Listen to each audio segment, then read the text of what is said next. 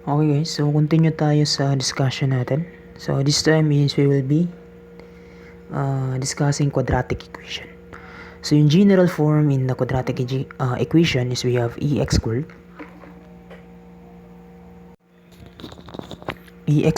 plus bx plus c equals 0. So yung mga roots niya, pag determine ng roots, meron tayong formula na negative b plus minus square root ng b squared minus 4ac divided by 2a. So yung formula na to is grabe ka-importante lalo na sa design na. So anyway, yung sum ng roots naman, so we have x sub 1 and x sub 2. So x sub 1 plus x sub 2, that is just equal to the negative ng BA. Okay? And then yung product ng roots, meron tayong x sub 1, x sub 2 is just equal nung c over a. Diba? Kung titignan natin yung ex squared plus nung bx plus nung c equals 0, divide natin yan ng a lahat. Okay? So, divide by variable a. So, magiging x squared mo yan plus ba x plus nung ca equals 0. So, ito pala, yung negative nito, yeah? Yung negative nung ba is yan yung sum. And then, ito automatic na yun yung product. Okay? So, madaling tandaan. So, negative lang nung coefficient, yan yung magiging sum niya. And yung positive, and then yung coefficient nung constant, or yung constant term, so yan yung product. Okay? So, at least klaro yan. So, yung solving for the roots, base yan dito sa completing the square. So, yan na. So, ito yung nakuha natin. And then, kailangan natin siyang completing the square, no? So, bali, ito siya. Yung b over a, kailangan nating i-divide ng 2 yan, then squared natin para ma-factored out natin siya. And, yan na, no? Sum up mo lang yan. Kung ano yung sinama mo dito, dapat ganun din. Diba? Kasi kung ito, pag i-transpose mo dito, diba? Imagine mo, i-transpose mo yan, that is negative lang yan. So, ibig sabihin, maka-cancel out lang din. So, wala kang inad, or bali, hindi nisira yung original equation mo. Okay? So, kaya magiging ganito yan. Hindi ko naman i-drive to. Kasi parang review lang man din to. So, magiging ganyan. And so on is, ito na. No? So, mas maganda na i-memorize mo na lang yung formula. No? Anyway, kung ayaw mong i-memorize, okay lang din. I-drive mo na lang. No? Total, gamit yung completing the squares. Pero I highly advise na i-memorize mo yung formula. Hindi man din siya masakit sa ulo. Negative b plus minus square root ng b squared minus 4ac divided by the 2a. Okay? So, yung b squared minus 4ac dyan, yun yung tinatawag natin na discriminant. Okay? So, anyway, pwedeng hindi mo na din ito i-memorize kasi meron tayong calculator na makasolve ng mga ganito. Okay na? So, mas maganda rin pag memoryado mo. Wala man ding pumipigil sa'yo, no? So, ito lang, no? So, pag yung discriminant daw natin is less than 0, okay, yung roots are imaginary. And tsaka yung roots are unequal. So, mas magandang i-check yan gamit yung calculator. But anyway, ano lang, no? Basta ito yung discriminant. No? Pag yung discriminant mo is madali man itong i-memorize. So, pag yung discriminant mo equals 0, so yung roots are real, tsaka equal. Pag greater than siya ng 0, so yung roots are real, tsaka unequal. Di ba? Imagine mo, discriminant is less than 0. That is, you are engaging with square root ng mga negative numbers. So, kaya imaginary. Di ba? I-imagine mo lang na yung greater than 0, diba? Square root nung 1, square root nung 2. So, you are dealing with real tsaka unequal mga numbers. So, madaling tandaan yung discriminant. Okay? So far, ito lang yung tandaan niya. Ayan. Tsaka yung ito is called as discriminant. Kasi meron mga problems sa board exam na hahanapan ka what is the discriminant of the equation. Okay? So, at least alam mo. Na, madali lang yan no? Input mo lang yung ABC sa equation. Yun na yun. Okay. Example tayo. So, example, two engineering students attempt to solve a problem that reduces to a quadratic equation. One of the students made a mistake only in the constant term. So, yun, nagkamali daw siya sa constant term. So, yung constant niya is wrong. And then in the constant term of the quadratic equation and gives an answer of 8 and 2 for the roots. Yan. So, namali yung constant term niya. So, yeah, ito yung nagiging sagot niya, yung 8 tsaka 2. The other student solving the same problem, so same yung problem nila, made an error in the coefficient of the first degree term only. Okay? So, dun siya nagkamali naman sa first degree term.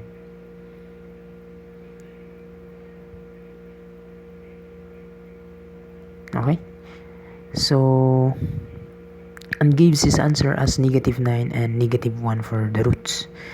So, if you were to check the solution, what would be the correct equation? It's quadratic equation. So, ano doon yung tamang equation? Sige.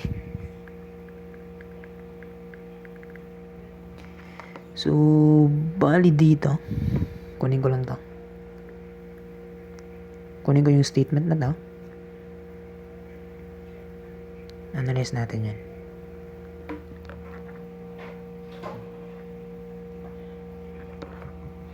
Okay? So, one of the students made a mistake only in the constant term. So, kung meron tayong equation na ax squared plus the bx plus c equals 0, di ba?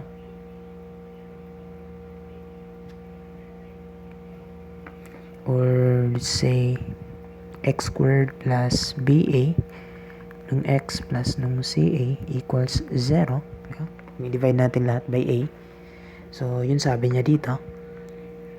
Mistake only in the constant term. Ito yung constant, di ba?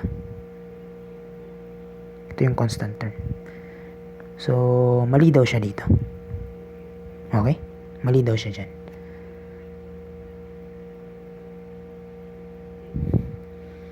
So, ibig sabihin, yung tama lang, ibig sabihin, ito yung tama niya. No? Ito yung correct value niya. Okay? Yan yung correct value niya. So, yung roots na nakuha niya is 8 tsaka 2.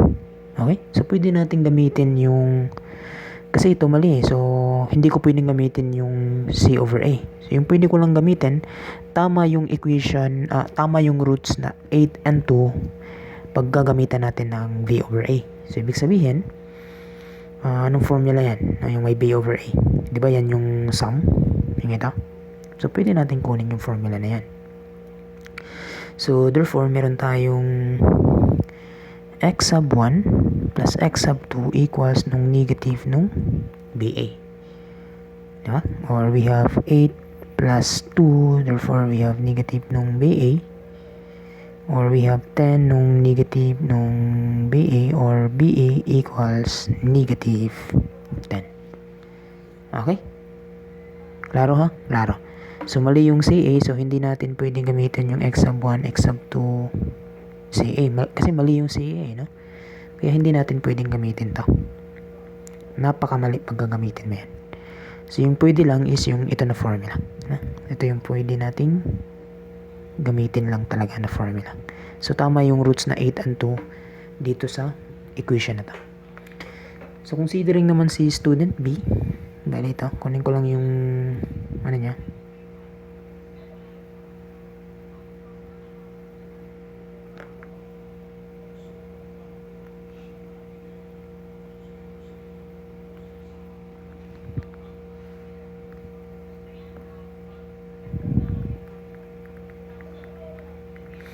The other students solving the same problem made an error in the coefficient of the first degree term.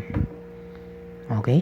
Then nakakuha siya ng roots na negative 9. So, kung meron tayong quadratic equation na ax squared plus the bx plus c equals 0, or we have x squared plus nung bax plus nung ca equals 0, ayan, no? Nagkamali daw siya dito sa coefficient ng first degree term. Ito yan, first degree term. Mali daw siya dito. So, ibig sabihin, hindi natin pwedeng gamitin yung x sub 1 plus x sub 2 equals ng negative BA. Kasi mali nga yung BA. So, hindi natin to pwedeng gamitin. Nga pala, yung roots na nakuha niya gamit yung erroneous na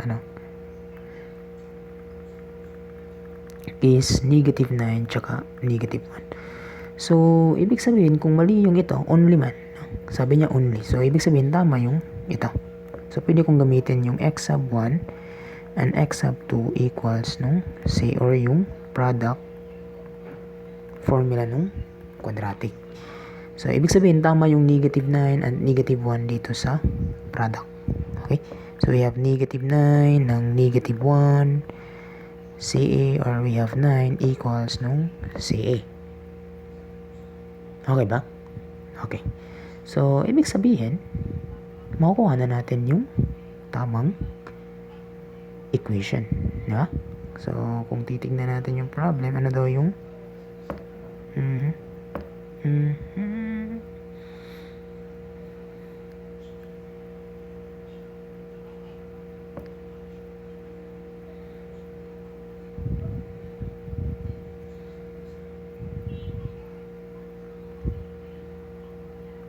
ayan, no? So, ito yung problem.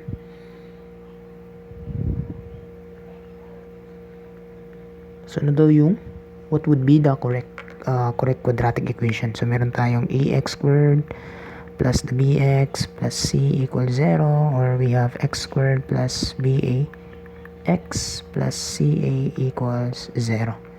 So, yung tamang sagot for is ito. We have negative 10 for be. So, pwede na natin ilagay yan, x squared minus 10x. And then, yung ca natin, yung tama is 9 plus 9 equals 0. So, therefore, ito na yung sagot. So, yun yung quadratic na equation. Na tamang quadratic equation. Okay?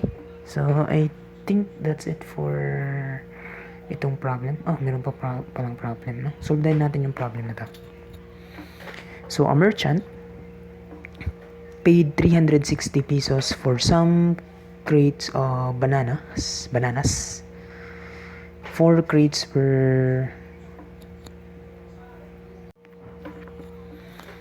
4 crates were spoiled, yun, and had to be thrown away. Ayun, sayang, no?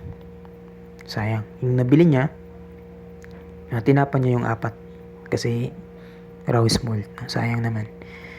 But he sold the rest at an increase in price of 2 pesos. Ayun, no? So, nag-increase siya ng price.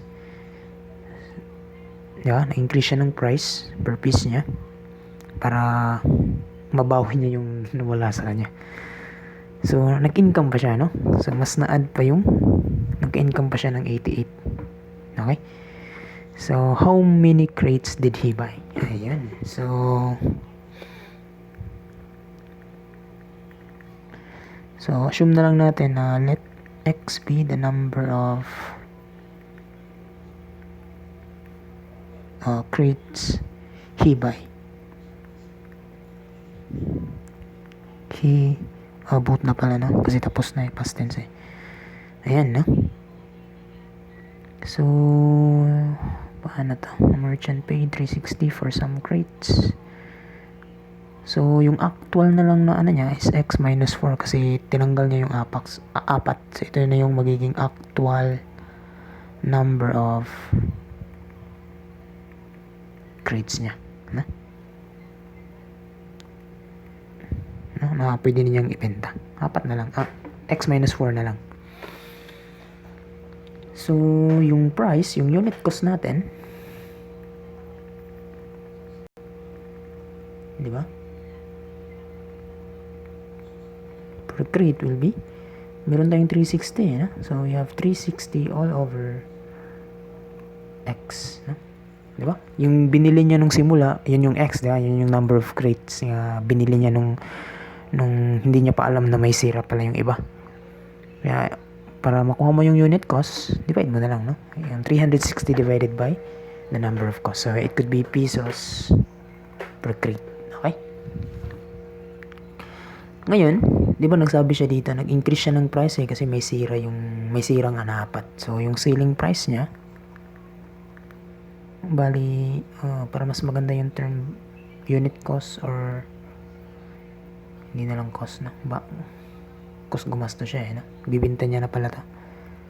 Buying price, ito is selling price per crate.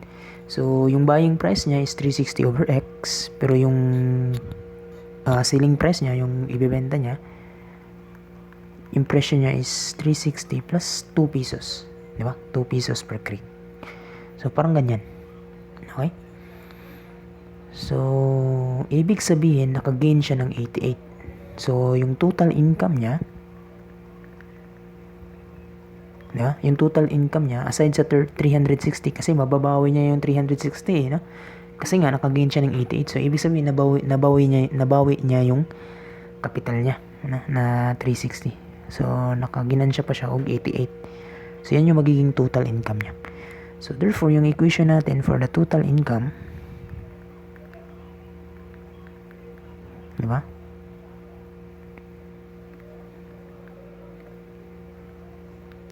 This is equivalent nung selling price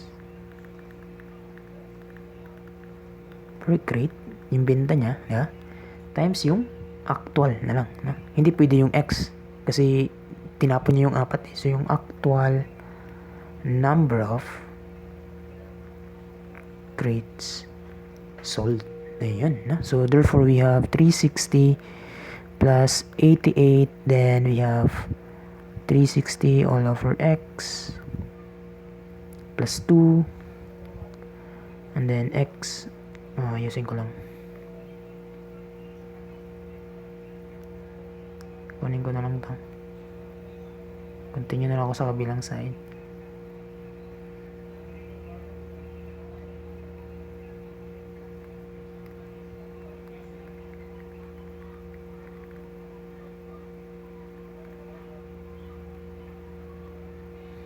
Okay yan. So, yung total income, meron tayong 360 plus 88. Yung selling price niya is meron tayong 360 plus 2. 360 over X plus 2. And then, yung actual number of crates sold niya is X minus 4. So, magiging quadratic to no? So, kaya na lang yung mag-simplify. So, solve for X, we have 60 crates. So, yan na yung sagot. So, ganun lang, no? Ganun lang. So, continue na lang tayo sa next na video for worded problems. Thank you.